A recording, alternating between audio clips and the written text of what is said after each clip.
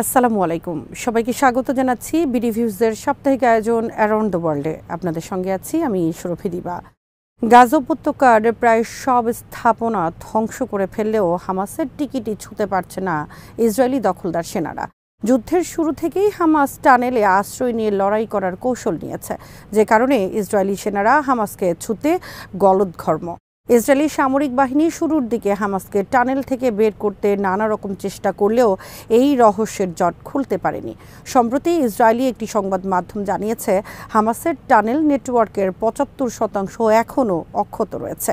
এই টানেলের সন্ধান পেতে সেনারা দিনরাত চেষ্টা করলেও কোনো লাভ হচ্ছে না, যে কারণে হামাসকে পরাজিত করা ও পণবন্দীদের উদ্ধার করা সম্ভব হচ্ছে না ইসরায়েলি বাহিনীর পক্ষে।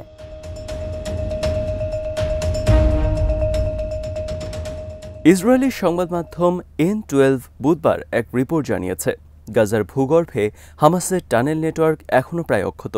নিরাপত্তা সূত্রের বরাত দিয়ে রিপোর্টে বলা হয়েছে, ইসরায়েলি বাহিনী দীর্ঘ ১.৫ বছরের যুদ্ধে মাত্র ৪ ভাগের ১ ভাগ টানেল খুঁজে পেয়েছে এবং সেগুলো ধ্বংস করতে পেরেছে।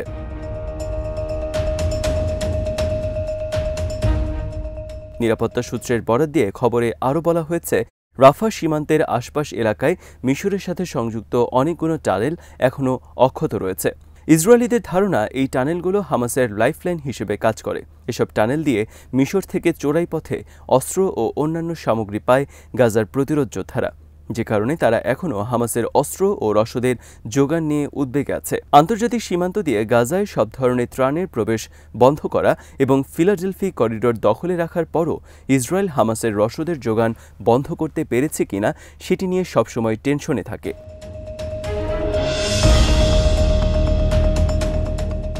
গত ফেব্রুয়ারিতে ইসরায়েলি প্রতিরক্ষামন্ত্রী ইসরায়েল কাটস একটি সম্মেলনে বলেছেন, আমি নিজের চোখে দেখেছি কিছু টানেল মিশরের সাথে যুক্ত রয়েছে।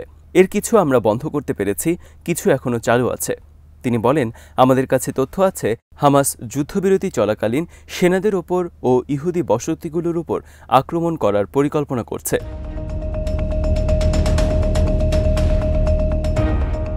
ইসরায়েলি সংবাদ মাধ্যম জেরুজালেম পোস্ট লিখেছে, বাফার জোন হিসেবে মিশর সীমান্তের ফিলাডেলফি করিডোরের নিয়ন্ত্রণ ধরে রাখার পরও অনেক বিশ্লেষক মনে করছেন এসব গোপন টানেলের কারণেই হামাসের অস্ত্রের সরবরাহ বন্ধ হচ্ছে না।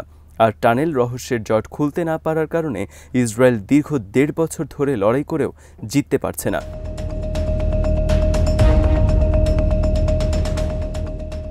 এই রিপোর্ট প্রকাশিত হওয়ার পরেই ইসরায়েলি সামরিক বাহিনী মিশর সীমান্তের টানেল নিয়ে নড়েচড়ে বসেছে। তারা নতুন করে মার্চের শেষ দিকে দক্ষিণ গাজার রাফা শহরের বাসিন্দাদের চলে যেতে নির্দেশ দেয় এবং বিরাট একটি সেনাবহরকে আবার দক্ষিণ গাজায় পাঠায়। এর আগে যুদ্ধবিরতির সময় রাফা শহর থেকে ইসরায়েলি সেনাবহরকে সরিয়ে নেওয়া হয়েছিল। এখন আবার তারা সেখানে স্থল অভিযান শুরু করেছে। গাজায় যুদ্ধ শুরুর আগেই হামাসের টানেলগুলো ইসরায়েলের প্রধান টার্গেট ছিল। যুদ্ধের প্রথম দিকে টানেল যুদ্ধে হামাস বহু জায়গায় ইসরায়েলি বাহিনীকে ধরাশায়ী করেছে। টানেল থেকে বের হয়ে অতর্কিত হামলায় বহু ইসরায়েলি সেনা নিহত হয়েছে, যে কারণে হামাসের টানেল ধ্বংস করতে অনেক আয়োজন করেছে। যুক্তরাষ্ট্রের নেভি সিল কমান্ডোদের সাহায্য নিয়ে তারা টানেলে অভিযান চালানোর চেষ্টা করেছে।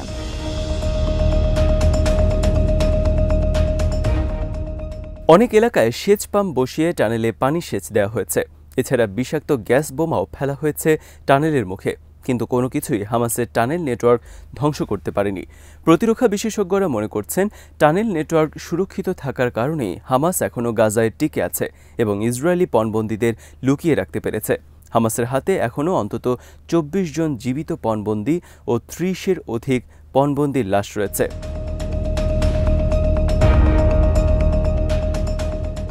এদিকে হামাস এই সপ্তাহে আবারও বলেছে, ইসরায়েল যে স্টাইলে গাজায় ধ্বংসযজ্ঞ চালাচ্ছে তাতে শুধু বেসামরিক লোকদের ওপর তাদের প্রতিশোধ স্পৃহাই প্রকাশ পায়। এভাবে সামরিক আগ্রাসন চালিয়ে তারা কখনোই জিততে পারবে না এবং কোনো পণবন্দীকে মুক্ত করতে পারবে না। যুদ্ধ চলা অবস্থায় একজন পণবন্দীকেও ছাড়া হবে না।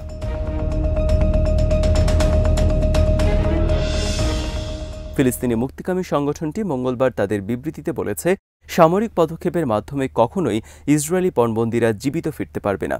এর বদলে তারা আরও বিপদে পড়বে এবং নিহত হওয়ার ঝুঁকি বাড়বে। হামাস জোর দিয়ে বলেছে, পণবন্দীদের মুক্তির একমাত্র পথ হচ্ছে আলোচনা।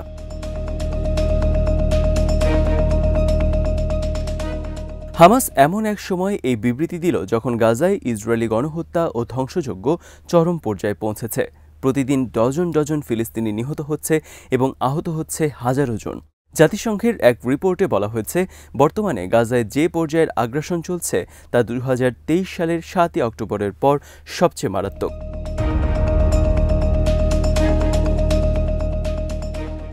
যুদ্ধবিরতি ভেঙে গাজায় নতুন করে ইসরায়েলি সহিংসতার বিরুদ্ধে চলতি সপ্তাহে ব্যাপক বিক্ষোভ হয়েছে বিশ্বের বিভিন্ন প্রান্তে।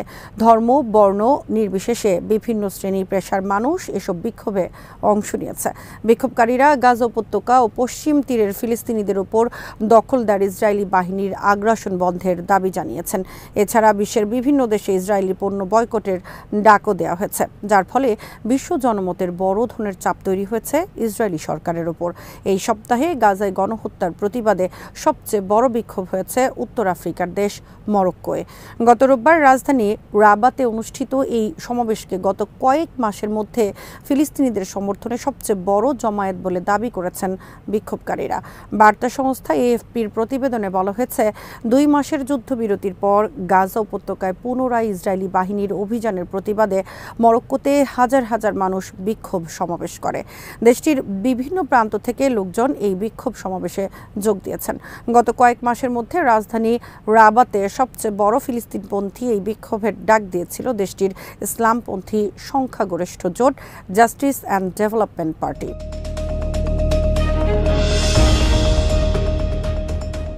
যুক্তরাষ্ট্রের রাজধানী ওয়াশিংটন ডিসিতে বিক্ষোভ করেছেন কয়েক হাজার মানুষ।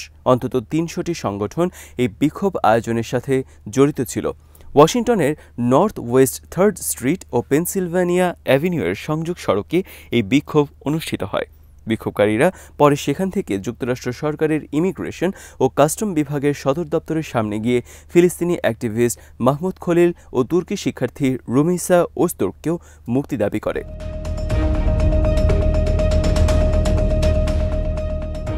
নিউ ইয়র্কে বিক্ষোভকারীরা নগরীর প্রধান মেট্রো স্টেশনটি বন্ধ করে দেয়। তাদের গায়ে ছিল ফিলিস্তিনের ঐতিহ্যবাহী কেফিয়া, হাতে ছিল ফিলিস্তিনের পতাকা। বিক্ষোভের কারণে অনেকক্ষণ মেট্রো ট্রেন চলাচল বন্ধ ছিল। এছাড়া এই সপ্তাহে তিউনিসিয়া, ইয়েমেন, মুসলিম বিশ্বের অনেক দেশে ইসরায়েলি গণহত্যার বিরুদ্ধে সমাবেশ করেছেন নাগরিকরা। বিক্ষোভ হয়েছে ইউরোপের কিছু শহরেও।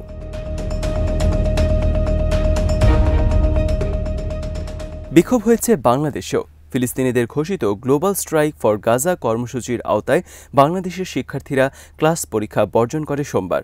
এছাড়া বিভিন্ন রাজনৈতিক ও ছাত্র সংগঠন গাজা গণহত্যার প্রতিবাদে ঢাকা সহ সারা দেশে বিক্ষোভ করেছে।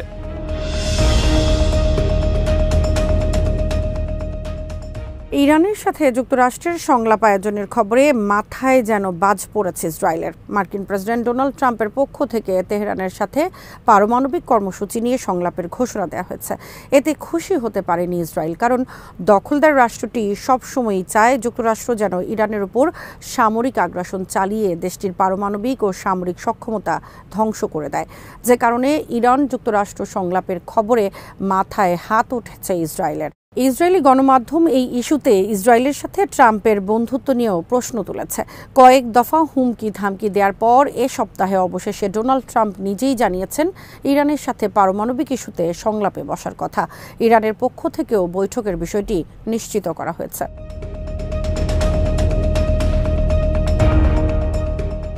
গত সোমবার মার্কিন প্রেসিডেন্ট বলেন, ওয়াশিংটন ও তেহরানের মধ্যে আলোচনা খুব উচ্চ পর্যায়ে হবে।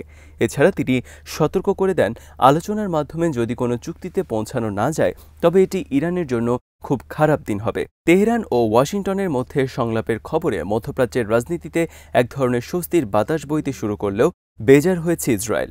ইসরায়েলি সংবাদ মাধ্যম জেরুজালেম পোস্টের এক সম্পাদকীয়তে বলা হয়েছে, ট্রাম্প হচ্ছেন ইসরায়েলের জন্য দুধারী তলোয়ার। তিনি হামাস সহ সব ইস্যুতে ইসরায়েলকে সমর্থন দিয়ে এলেও ইরান ইস্যুতে এমন সিদ্ধান্ত নিচ্ছেন যা ইসরায়েলের পছন্দের নয়। ওই সম্পাদকীয়তে প্রশ্ন করা হয়েছে, ইসরায়েলের সেরা বন্ধু কি এমন আচরণই করবেন?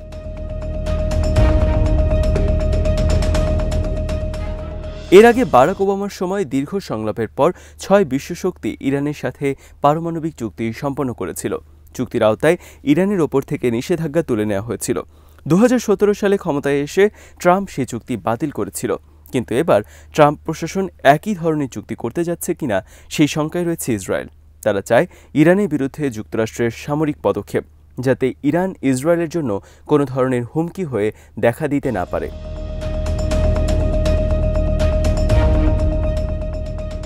তবে আন্তর্জাতিক সম্পর্ক বিশেষজ্ঞরা ধারণা করছেন, যদি এই সংলাপে কোনো সমঝোতা না হয় তাহলে ইরান যুক্তরাষ্ট্র সামরিক সংঘাত অনিবার্য হয়ে পড়তে পারে।